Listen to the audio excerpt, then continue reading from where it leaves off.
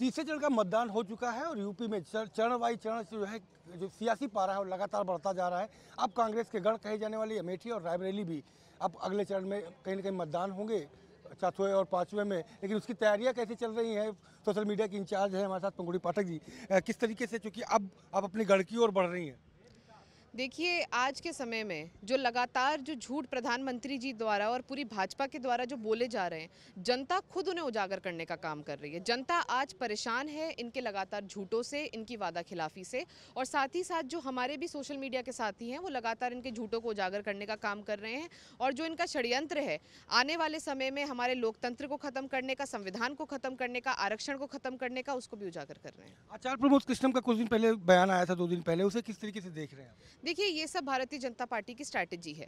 कांग्रेस का जो न्याय पत्र निकला, जो राहुल गांधी जी की जो यात्राएं हैं, उसमें जो जनता से उन्हें फीडबैक मिला, उसके चलते जो न्याय पत्र मिला, जिसमें युवाओं की बात है, जिसमें महिलाओं की बात है, जिसमें किसानों की बात है, उससे भयभीत होकर, क्योंकि इतना ज़्यादा हिस्टोरिकल वो न्याय पत्र है जिससे आज हर वर्ग अपने आप को जुड़ा हुआ पा रहा है, उससे बातों को उल्टा करने के लिए हर चरण में प्रधानमंत्री जी एक नया षड्यंत्र तैयार कर रहे हैं, एक नया झूठ बोल रहे हैं। कभी कहते हैं कि कांग्रेस मंगलसूत्र चुरा लेगी। इनसे कोई पूछिए, इनकी माता जी का, दादी जी का किसने आज तक चुराया? इतने साल से तो कांग्रेस की सरकार थी। कभी कहते हैं आपकी भैंस चुरा लेगी। इनसे पूछिए, आज तक किसी ने यहाँ पे व्हाइट रेवोल्यूशन, ग्रीन रेवोल्यूशन लाने वाली कांग्रेस, जिसने घर घर में उन्नति लाई, जो सारा कॉर्पोरेट सेक्टर, जितना आपका सब चीज़ इन्होंने स्टैब्लिश करी, क्या वो आपकी भैंस चुराएंगे?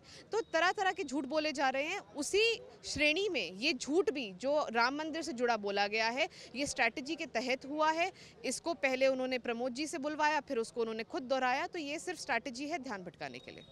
पीएम का एक और आरोप लग रहा है कि तीसरे चरण के चुनाव खत्म होते ही तीनों फ्यूज जो है फ्यूज हो चुके हैं। देखिए, फ्यूज़ तो मोदी जी हो गए हैं।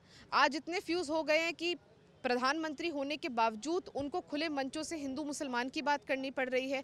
वो भी जानते हैं कि देश और दुनिया में उनकी कितनी बदनामी हो रही है, कि भारत जैसे लोकतांत्रिक देश का प्रधानमंत्री हिंदू मुसलमान पे वोट मांग रहा है, मंदिर के नाम पे वोट मांग रहा है, लोगों को जाति धर्म पे लड़ा के वोट मांग रहा है।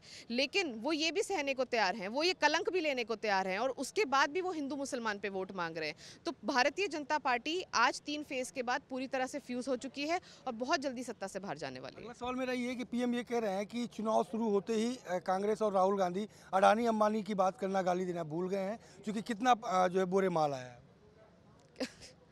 देखिए, ये तो मुझे लगता है जो बोरियां भर के माल आ रहा है, आज पूरा देश जान गया है कि वो माल किसके पास आता है। वो माल इलेक्टोरल बॉन्ड के माध्यम से किसके पास आया, वो माल पीएम केयर के माध्यम से किसके पास आया।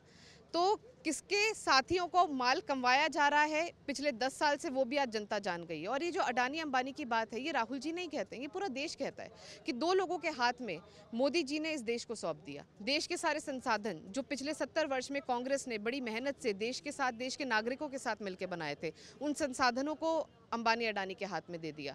तो मुझे लगता है मोदी जी के कुछ भी बोलने से जनता पे कोई फर्क नहीं पड़ेगा। अंतिम सवाल मेरा कि रायबरेली और अमेठी के लिए सोशल मीडिया में क्या जिम्मेदारी है और किस तरीके से इस चुनौती को निभाएंगे?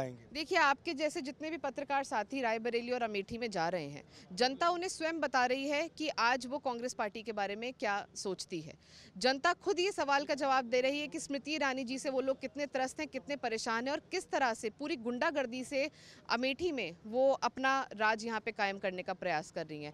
इन्हीं बातों को हम आगे जनता तक ले जा रहे हैं, और साथ ही साथ जो भारतीय जनता पार्टी के जो लोग हैं उनका झूठ उजागर कर रहे हैं। इसके साथ मैं ये भी कहना चाहूँगी कि रायबरेली और अमेठी की जो जनता है वो बहुत ही सजग है, वो बहुत ज़्यादा अवेयर है पॉलिटिकल चीज़ों को लेकर, और वो भली भांति जानते हैं। ज़्यादा हमें उन्हें कुछ समझाने की आवश्यकता पड़ नहीं रही है। जनता खुद जानती है कि उन्हें क्या निर्णय लेना है, और भारतीय जनता पार्टी की सरकार आने से रायबरेली और अमेठी का जो विकास रुक गया है, उस विकास को वापस वो लोग चाहते हैं कि उसकी शुरुआत हो और कांग्रेस की सरकार आए। शुक्रिया हमसे बात करने के लिए। तो आपने सुना पंखुड़ी पाठक जी को, जिनका साफ तौर पे कहना है कि तीसरे चरण के मतदान के बाद पीएम खुद कंफ्यूज हो चुके हैं और फ्यूज हो चुके हैं, क्योंकि बीजेपी की सरकार जा रही है। यही इस वजह है कि उनके बड़बोलेपन निकल करके सामने आ रहे हैं।